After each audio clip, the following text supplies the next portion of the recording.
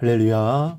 사랑하는 대강의 가족 여러분, 오늘 하루도 하나님의 말씀과 동행하는 삶이 되길 소망합니다.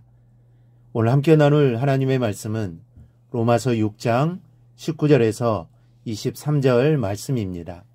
너희 육신이 연약함으로 내가 사람의 예대로 말하노니 전에 너희가 너희 지체를 부정과 불법에 내주어 불법에 이른 것 같이 이제는 너희 지체를 의에게 종으로 내주어 거룩함에 이르라. 너희가 죄의 종이 되었을 때에는 의에 대하여 자유로웠느니라. 너희가 그때 무슨 열매를 얻었느냐? 이제는 너희가 그 일을 부끄러워 안 하니 이는 그 마지막이 사망임이니라. 그러나 이제는 너희가 죄로부터 해방되고 하나님께 종이 되어 거룩함에 이르는 열매를 맺었으니 그 마지막은 영생이라. 죄의 삭은 사망이요 하나님의 은사는 그리스도 예수 우리 주 안에 있는 영생이니라. 아멘. 인간 전체의 역사를 가만히 살펴보면 지구촌에서 전쟁이 그쳤던 때가 없습니다. 과거는 현재나 한 곳에서 전쟁이 그치면 또 다른 곳에서 전쟁이 일어나곤 했고, 어떤 때는 거의 전 세계가 휘말리는 세계대전이 일어나기도 했습니다. 인간의 역사가 이렇게 전쟁으로 점철되어 있다 보니 흔히 사는 것을 전쟁에 비유합니다. 이 국가적인 전쟁도 그렇고 또 사회 속에서 서로 잘 살겠다고 경쟁하는 것도 그렇고, 사실 인간의 삶이란 게 싸움의 연속 속에서 시달리는 고달픈 인생이라고 해도 이게 틀린 말이 아닙니다. 그렇다면 사는 것이 이와 같이 전쟁이라면 사람은 무엇이라고 해야 할까요? 군사라고 해야 할 것입니다.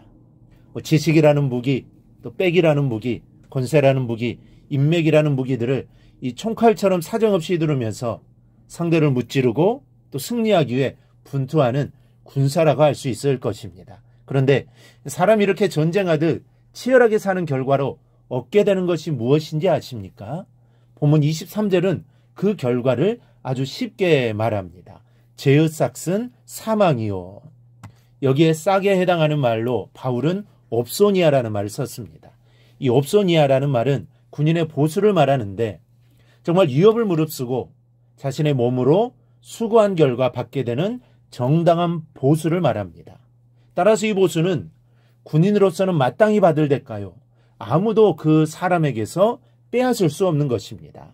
왜냐하면 전쟁터에 나가는 것은 자신의 목숨을 담보로 하는 것이기 때문에 목숨을 담보로 하고 얻은 것이니 어느 누가 빼앗을 수 없다라는 것이죠. 그런데 바울은 그 싹이 바로 사망이라는 것입니다.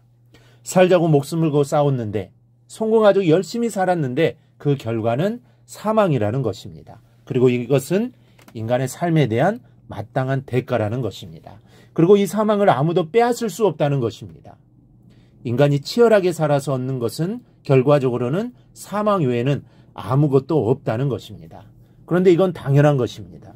여러분, 죽어서까지 자신이 이루게 놓은 것을 누리는 사람은 없습니다. 기껏해야 일부분이 무덤을 장식하는 장식품이 되어줄 뿐입니다. 그런데 이것 또한 문제가 됩니다. 오늘날 도굴범들에 의해서 왕이나 또 권세가들의 무덤이 얼마나 훼손되고 있습니까? 이렇게 세월이 흐르면 자신이 누렸던 것 때문에 자신의 무덤까지 누구지도 모르는 자들에 의해 파헤쳐지는 결과를 감수해야 합니다. 이런 인생에서 우리가 무엇을 기대하겠습니까? 우리가 무엇을 얻고자 치열하게 싸우며 사는 것입니까? 이 생에서 잠깐의 만족을 얻고 그 대신 영원한 사망을 얻고자 싸우는 것밖에 되지 않는 것입니다. 여러분, 우리가 의지할 것은 그리스도 예수를 믿는 믿음으로 얻는 하나님이 주시는 은사 외에는 아무것도 없습니다. 그래서 바울은 23절에서 하나님의 은사는 그리스도 예수 우리 주 안에 있는 영생인이라고 하였습니다. 그러면 은사란 무엇입니까? 이 바울은 카리스마라는 말을 썼습니다. 라틴어로 도나티움이라고 하는데 이것은 군대에서 군인이 수고하지 않고 받는 선물을 뜻합니다. 우리가 앞에서 살펴봤던 이 싹이라는 것은 군인이 정당한 수고를 함으로써 얻게 되는 정당한 보수인데 이 은사는 이와는 반대입니다.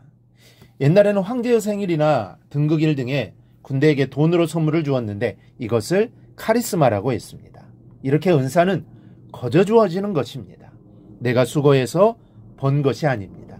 하나님이 예수 안에 있는 자에게 내려주시는 선물입니다. 즉 공짜이죠.